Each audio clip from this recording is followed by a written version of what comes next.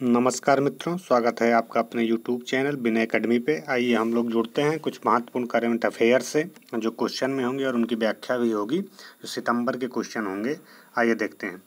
हाल ही में global fintech fest GFF 2024 कहाँ आयोजित किया गया है?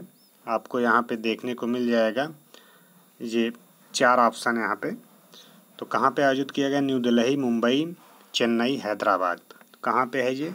करेक्ट आंसर आपका मुंबई हो जाएगा। तो आप इसकी व्याख्या देखना चाहे देख सकते हैं। प्रधानमंत्री नरेंद्र मोदी ने मुंबई के जियो वर्ल्ड कन्वेंशन सेंटर में आयोजित ग्लोबल फिनटेक फेस्ट GFF 2024 को संबोधित किया। इस कार्यक्रम का आयोजन payments council of India, national payments corporation of India NPCI और fintech convention converges council FCC जिसे बोलते हैं द्वारा संयुक्त रूप से जो है लिया जाता है। GFF को दुनिया भर के फिनटेक स्टार्टअप्स, निवेशकों, विशेषज्ञों, बैंकरों और नियामकों की दुनिया की सबसे बड़ी भाषाओं में से एक माना जाता है। नेक्स्ट क्वेश्चन देखते हैं। हाल ही में किस सशस्त्र बल ने दिग्गजों और उनके परिवारों का समर्थन करने के लिए प्रोजेक्ट नमन लॉन्च किया है? बताइए। इंडियन एयरफोर्स है, इंडियन आर्मी है, नेवी है, नेशनल सिक्योरिटी फोर्स है? तो कौन है? इंडियन नेवी है। आपका आंसर सही हो जाएगा।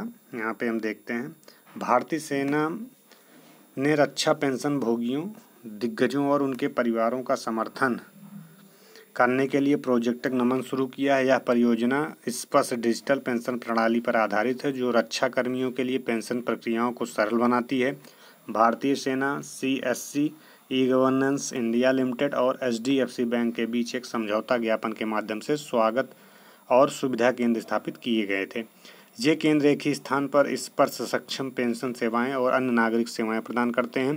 पहले चरण में नई दिल्ली, जालंधर और बेंगलुरु जैसे प्रमुख शहरों में 14 केंद्र स्थापित किए गए थे, जिसमें विलेज लेवल एंटरप्रेन्योर VLE जिसे बोलते हैं अक्सर दिग्गज HDFC बैंक के वित्तीय समर्थन से इन केंद्रों का प्रबंधन करते हैं।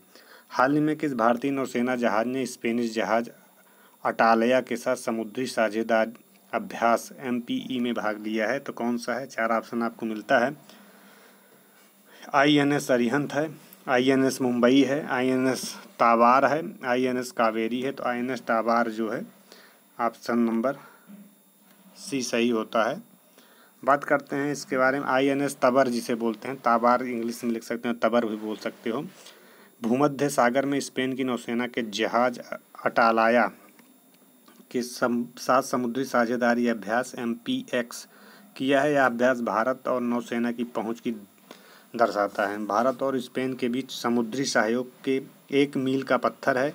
MPX में station keeping, replacement, HC approach, flying exercise, steam fast और फोटो एक्स जैसे उन्नत अभ्यास शामिल हैं। दोनों नौसेनाओं ने उच्च व्यावसायिकता और प्रतिबद्धता दिखाई है, जिससे मजबूत द्विपक्षीय नौसैनिक संबंध मजबूत हुए हैं और समुद्री क्षेत्र में सहयोग बढ़ा है। हाल ही में किस राज्य के पर्यटन ने अभिनव हॉलीडे हीस्ट अभियान के लिए पाटा गोल्ड अवार्ड 2024 जीता है? तो कौन सा है? पाटा जीता है। राजस्थान है, गुजरात है, केरला है, आंध्रा है? तो आपका केरला है। आइए थोड़ा व्याख्या देख लेते हैं। केरल पर्यटन ने डिजिटल मार्केटिंग अभियान श्रेणी में अपने हॉलीडे हीस्ट ऑनलाइन प्रतियोगिता के लिए पाटा गोल्ड अवार्ड 2024 जीता। जुलाई 2023 में शुरू किए गए इस अभियान में पर्यटकों को आकर्षित करने के लिए व्हाट्सएप चैटबॉट माया पर बोली लगाने के खेल का इस्तेमाल किया गया। केरल के प्रमुख स्थलों को कम कीमत पर देखने के लिए पूरे भारत में यात्रियों द्वारा 80,000 से अधिक बोलियां लगाई गईं। इस अभियान ने 45 मिलियन से अधिक इम्प्रेशन और 13 मिलियन से अधिक वीडियो व्यूज़ उत्पन्न किए। कुछ प्रतिभागियों ने मात्र 5 रुपये में 30,000 रुपये में के टूर पैकेज जीते। केवल पर्यटन को 28 अगस्त 2024 को बैंकॉक में यह पुरस्कार मिला। नेक्स्ट क्वेश्चन देखते हैं। हाल ही में खबरों में रहा सतकुशिया टाइगर रिजर्व किस राज्य से संबंधित है? सतकुशिया की बात करते हैं यहाँ पे। ओडिशा में है, हरियाणा में है, केरला में है, तमिलनाडु है? तो जो सतकुशिया है हमारा ओडिशा में है। बात करते हैं राष्ट्रीय बाघ संरक्षण प्राधिकरण NTCA ने ओडिशा के सतकोसिया टाइगर रिजर्व में बाघों के पुनर्वास परियोजना को 4.5 साल के निलंबन के बाद फिर से शुरू करने की मंजूरी दे दी है। सतकोसिया टाइगर रिजर्व ओडिशा में स्थित है, जो 4 जिलों में फैला हुआ है: अंगुल, कटक, बौद्ध और नयागढ़। 1136.70 वर्ग किलोमीटर क्षेत्रफल में फैला है, जिसका मुख्य क्षेत्रफल जो बात करते हैं 523.61 वर्ग किलोमीटर है और यह महानदी हाथी रिजर्व का हिस्सा है। यह रिजर्व डेक्कन प्रायद्वीप और पूर्वी घाट क्षेत्रों का मिलन बिंदु है। यह इलाका ढलानों और घाटियों वाला पहाड़ी इलाका है। महानदी इसके बीच से बहती है। यहाँ से क्वेश्चन बन सकते हैं। हाल ही में खबरों में रही HIM-2 बैलिस्टिक मिसाइल किस देश द्वारा विकसित की गई है? इंडिया के द्वारा, चाइना के द्वारा, जापान, यूक्रेन? तो इंडिया के द्वारा। आइए व्याख्या देखते हैं। यूक्रेन ने अपने रक्षा उद्योग द्वारा विकसित अपनी पहली बैलिस्टिक मिसाइल, जिसका नाम HIM-2 है, का सफलतापूर्व परीक्षण किया है। HIM-3, जिसे ग्रोम या OTR के सैप्सन के नाम से भी जाना जाता है, एक यूक्रेनी कम दूरी की बैलिस्टिक मिसाइल प्रणाली है। यह एक सामरिक मिसाइल प्रणाली और एक बहु रॉकेट लॉन्चर की विशेषताओं को जोड़ती है। HIM-2 के निर्यात संस्करण की सीमा अंतर्राष्ट्रीय नियमों का पालन करने के लिए 280 किलोमीटर तक सीमित है। यूक्रेन की सेना के लिए मिसाइल की सीमा 700 किलोमीटर तक बढ़ा दी गई है। सैप्सन प्रणाली में 10 पहियों वाला लॉन्चर है, जो 2 मिसाइलों को ले जाता है और रूस की इस्कंदर मिसाइल के समान आधुनिक वायु रक्षा को चकमा दे सकता। हाल ही में समाचारों में रहा नाजिका रिज किस महासागर में स्थित एक पनडुब्बी है? इंडियन ओशियन में, आर्कटिक ओशियन में, पैसिफिक ओशियन में, अटलांटिक ओशियन में? तो पैसिफिक ओशियन, जिसे प्रशांत महासागर बोलते हैं, वहाँ पे। आइए व्याख्या देखते हैं। समुद्र विज्ञानियों ने चिली के तट से 900 मीटर दूर नाजिका रिज पर एक नया समुद्री पर्वत पाया है। नाजिका रिज दक्षिणी अमेरिका के पास दक्षिण पूर्वी प्रशांत महासागर में एक पनडुब्बी रिज है। यह लगभग 1100 किलोमीटर लंबा है और चौड़ाई में भिन्न है। यह रिज पेरू के पास नाजका प्लेट से शुरू होती है और ईस्टर द्वीप चिली की ओर दक्षिण पश्चिम में फैली हुई है। यह पृथ्वी के मेंटल में एक हॉट स्पॉट से ज्वालामुखी गतिविधि द्वारा बनाई गई थी।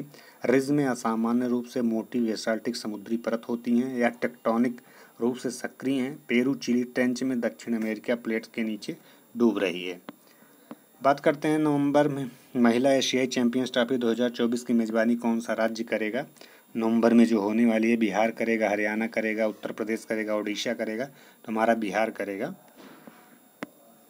बात करते हैं 2024 महिला एशियाई चैंपियंस ट्रॉफी हॉकी टूर्नामेंट 2011 से 20 नवंबर तक बिहार के राजगीर में आयोजित किया जाएगा। यह आयोजन बिहार के लिए एक मील का पत्थर है, क्योंकि यह नवविकसित राजगीर हॉकी स्टेडियम में होगा। टूर्नामेंट में भारत, चीन, जापान, इन सब देशों को ध्यान में रख लीजिए। भारत, चीन, जापान, कोरिया सहित शीर्ष एशियाई टीमें प्रतिस्पर्धा करेंगी।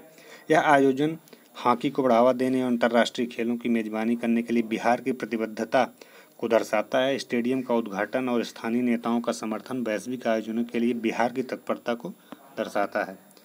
नेपाल के किस शहर को हाल ही में विश्व स्वास्थ्य संगठन द्वारा स्वास्थ्य शहर के रूप में मान्यता दी गई है? भरतपुर है, विराटनगर है, धुलीखेल है, धारान है? तो कौन सा है? ये धुलीखेल है। नेक्स्ट क्वेश्चन देखते हैं। नेपाल का धुलीखेल विश्व स्वास्थ्य संगठन WHO द्वारा स्वस्थ शहर के रूप में मान्यता प्राप्त करने वाला देश का पहला शहर है। धुलीखेल काठमांडू से लगभग 18 मील दूर कवरे पालन चोक जिले में स्थित है। अगस्त 2024 में घोषणा करने से पहले WHO ने धुलीखेल पर 2 साल तक नज़र रखी। WHO का निर्णय पर्यावरण सुधार, प्राथमिक स्वास्थ्य देखभाल में प्रगति और गरीब नागरिकों के लिए स्वास्थ्य तक पहुंच जैसे कारकों पर आधारित था। धुलीखेल को एशिया का दूसरा स्वस्थ शहर भी नामित किया गया है। बात करते हैं भारत सरकार के नए कैबिनेट सचिव के रूप में किसे नियुक्त किया गया है? आलोक बनर्जी को, TB सोमनाथन को, SC मजूमदार को, रिंकू डुग्गा को? तो कौन से हैं? TB सोमनाथ को किया गया है। आइए थोड़ा व्याख्या देख लेते हैं। TB सोमनाथन को भारत के 33वें कैबिनेट सचिव के रूप में नियुक्त किया गया है। उन्होंने अगस्त 2019 से पहले लंबे समय तक कैबिनेट सचिव रहे। राजीव गौबा का स्थान लिया है। किसका स्थान लिया है ये भी पूछ सकता है, राजीव गौबा का। 1882 ईस्वी के IAS अधिकारी राजीव गौबा को अगस्त 2024 तक 3 बार 1 साल का एक्सटेंशन मिला है।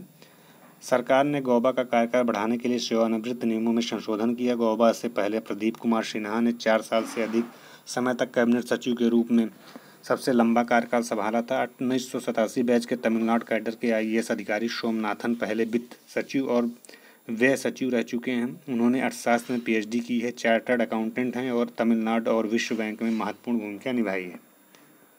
हाल ही खबरों में आया foot and mouth disease FMD क्या है। बात करते हैं फुट एंड माउथ डिजीज़ का। पक्षियों का फंगस रोग है, पशुधन का वायरल रोग है, पौधों का रोग है, उपयुक्त में से कोई नहीं, तो आंसर हमारा होगा पशुधन का वायरल रोग है। व्याख्या देख लेते हैं। केंद्र सरकार ने 8 राज्यों में खुरपका मुंहपका रोग मुक्त क्षेत्र स्थापित करने का निर्णय लिया है। कर्नाटक, तमिलनाडु, आंध्र प्रदेश, तेलंगाना, उत्तराखंड, पंजाब, हरियाणा, महाराष्ट्र और गुजरात। खुरपका मुंहपका रोग जिसे बोलते हैं FMD एक अत्यधिक संक्रामक वायरल बीमारी है जो मवेशियों, सूअरों, भेड़ों और बकरियों जैसे पशुओं को प्रभावित करती है, लेकिन घोड़ों, कुत्तों या बिल्लियों को नहीं। यह पशुधन उत्पादन को प्रभावित करता है और व्यापार को बाधित करता है, लेकिन इससे मानव स्वास्थ्य या खाद्य सुरक्षा को कोई खतरा नहीं है। FMD और एक एफ्थोवायरस के कारण होता है। यहाँ से पूछ सकता है खुरपका मुंहपका किसके कारण होता है, तो एक FMD एक एफ्थोवायरस के कारण होता है और इसके 7 प्रकार होते हैं। एक प्रकार के प्रति प्रतिरक्षा दूसरे के खिलाफ सुरक्षा नहीं करती है। यह बीमारी मल और स्राव के माध्यम से फैलती है।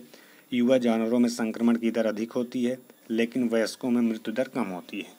मित्रों, यह कुछ महत्वपूर्ण 11 तक व्याख्या के साथ क्वेश्चन थे। यदि यह वीडियो अच्छा लगा उसे ज़्यादा से ज़्यादा शेयर और सब्सक्राइब करिए। हम मिलते हैं इसी की आगे की कड़ी में, तब तक के लिए बहुत बहुत धन्यवाद मित्रों।